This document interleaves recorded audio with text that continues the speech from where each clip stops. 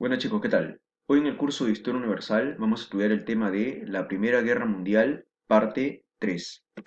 Los objetivos de la clase son que al final de ella ustedes puedan explicar en qué consisten los 14 puntos de Wilson.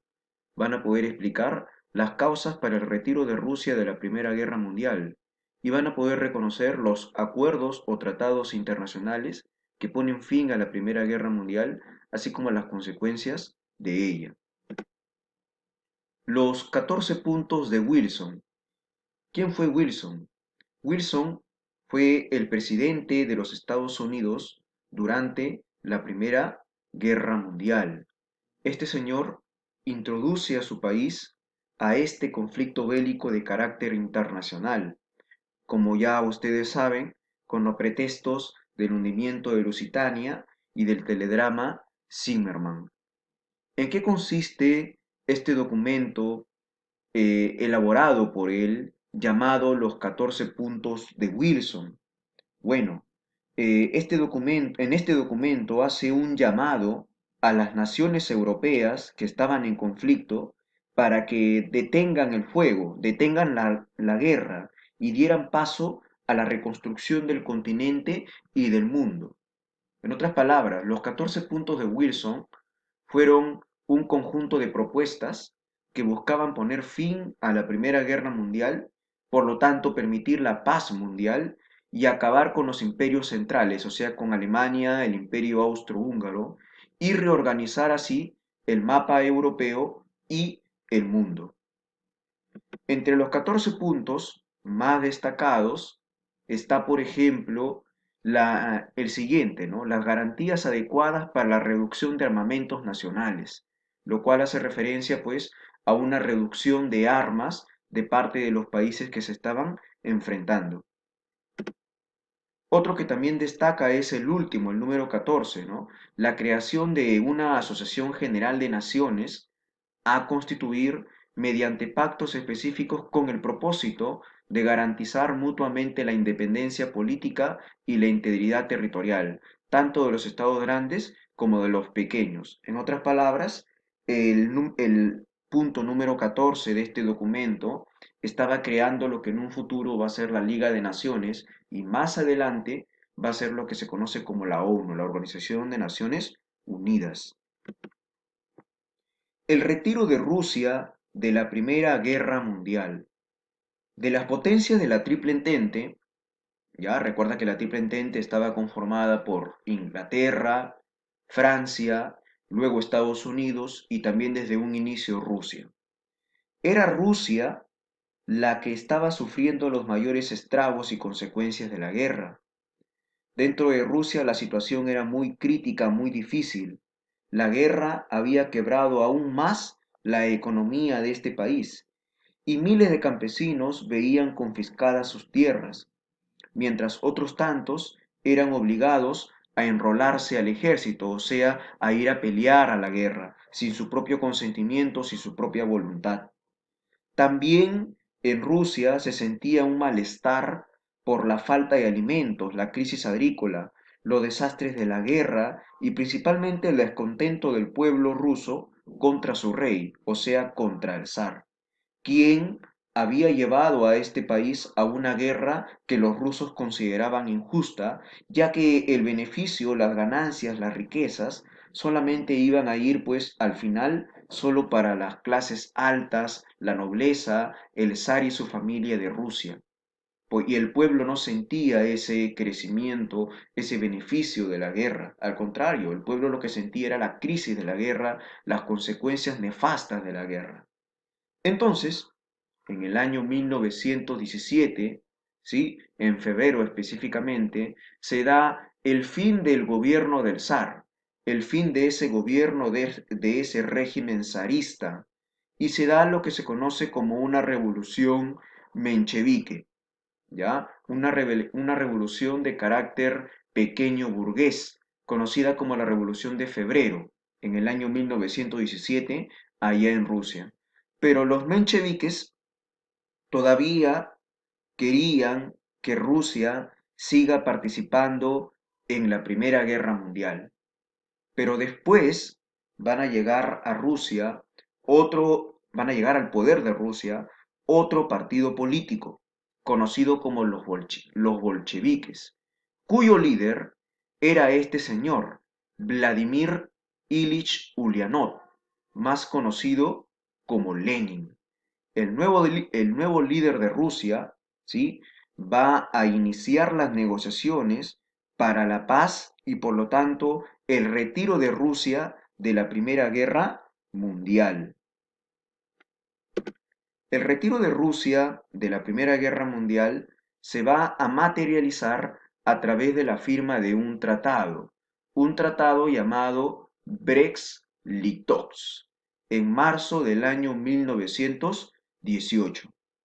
Este tratado fue firmado entre Rusia y los imperios centrales, es decir, entre Rusia, Alemania, el imperio austrohúngaro, Turquía y también lo que es Bulgaria, el imperio turco y Bulgaria, ¿sí? Donde estos países de la Triple Alianza, en otras palabras, aceptaban el retiro de Rusia de la Primera Guerra Mundial, pero siempre y cuando Rusia ceda territorios. Con la firma del Tratado Brest-Litovsk, Rusia pierde territorio. ¿Qué territorios pierde Rusia?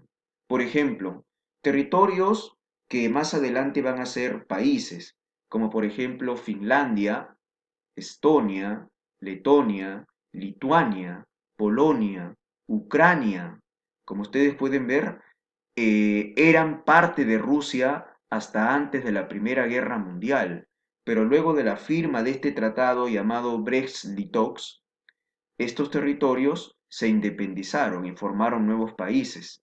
También el tratado de Brest-Litovsk establecía que Rusia debería entregar pequeñas partes, pequeños territorios a sus países que estaban firmando la paz con ellos, ¿no? Por ejemplo, a Rumanía, a Bulgaria, también entrega territorio al Imperio Turco, ¿sí?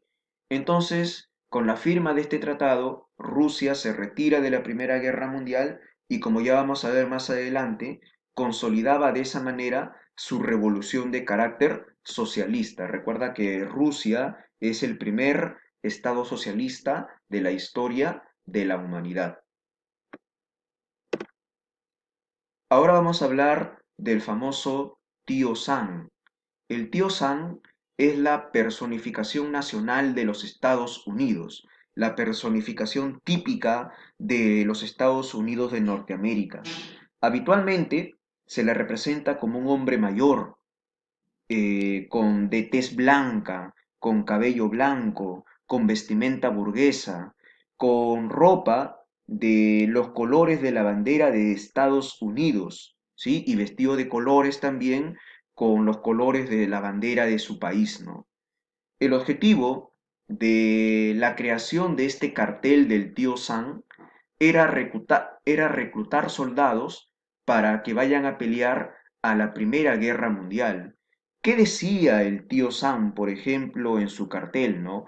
I want you, ¿sí? Decía, te quiero a ti para ir al ejército de los Estados Unidos a pelear a la Primera Guerra Mundial. Este cartel del tío Sam estaba basado en uno británico del año 1914, ¿sí? El tío Sam se había basado en este cartel inglés, ¿sí? Que decía lo siguiente, ¿no? Ya en él se puede leer británicos, ¿ya? Lord Kitchener os necesita. Lord Kitchener es un general inglés, ¿ya? Únete al ejército de tu país, o sea, de Inglaterra. Dios salve al rey. Recuerda que la participación de los Estados Unidos en la Primera Guerra Mundial fue decisiva para los aliados, ya que la alianza de Estados Unidos con Inglaterra y Francia logró derrotar pues a las fuerzas alemanas, luego de sucesivas victorias aliadas, ¿no? Por ello es que el Kaiser alemán Guillermo II deja su cargo, ¿sí? Renuncia a su cargo y se refugia en Holanda en noviembre del año 1918. 1918. Entonces, las condiciones ya estaban dadas para la firma de un tratado de paz que iba a poner fin a la Primera Guerra Mundial. Pero antes se firmó otro tratado que consistía en la rendición alemana de la Primera Guerra Mundial. Este acuerdo donde Alemania se rendía en la Primera Guerra Mundial se firmó en la ciudad de Compiègne, allá en Francia, en noviembre del año 1918, y se le conoce con el nombre del Armisticio de Compiègne. Bueno, una anécdota con respecto a la firma de este acuerdo es que se dio o se firmó dentro de un vagón, ¿no? Se firmó dentro, al interior de un vagón de un ferrocarril. Este acuerdo del armisticio de Compiègne sienta las bases o negociaciones para un tratado de paz a futuro. Este tratado de paz que va a poner fin a la Primera Guerra Mundial se llama el Tratado de Versalles, firmado en el año 1919, el 28 de junio de 1919, o sea, exactamente 5 años después de el asesinato del archiduque Francisco Fernando. Bueno, en este tratado de Versalles se firma en el Salón de los Espejos del Palacio de Versalles en Francia, ¿sí? Y como ya lo dije, pone fin a la Primera Guerra Mundial. En este tratado se establecen un conjunto de imposiciones, ¿ya? Para Alemania. Los aliados, los países triunfantes como son Estados Unidos, Inglaterra y Francia, establecen un conjunto de imposiciones al gobierno de Alemania. Por ejemplo, ¿qué establecía el Tratado de Versalles para los alemanes? Por ejemplo, establecía que Alemania debía pagar una reparación de guerra. En otras palabras, debía de pagar una indemnización por la guerra a los países triunfantes, a los aliados, ¿sí?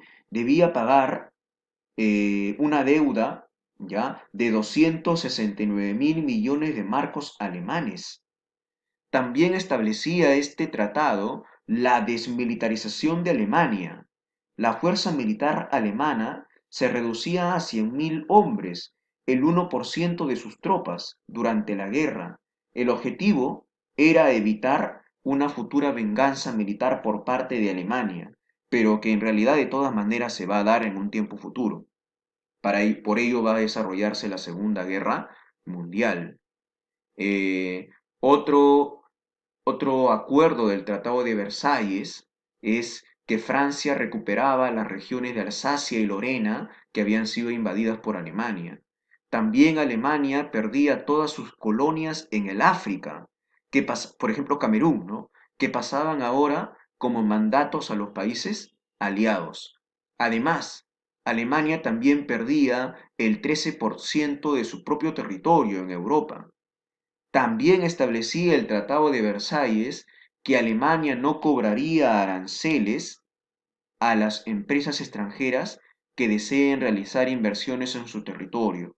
Un arancel es un impuesto a los productos que vienen del extranjero, ¿sí? A las importaciones.